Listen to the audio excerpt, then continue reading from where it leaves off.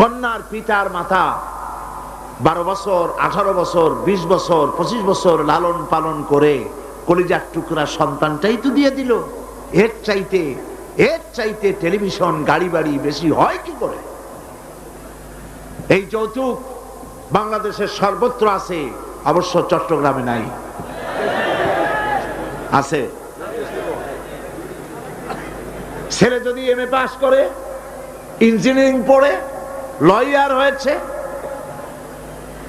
পিতার এই ধারণাই হয় সন্তানকে পড়াতে লেখাতে যত টাকা খরচ হয়েছে কন্যা পক্ষকে কাছের থেকে আদায় করে নেব। এবং সেই জন্য বিয়ের সময় দাবি করা হয় 50 লক্ষ টাকা দিতে হবে, গুলশানে 3টা বাড়ি দিতে হবে, মঙ্গল গ্রহে অফিস বানায় দিতে হবে।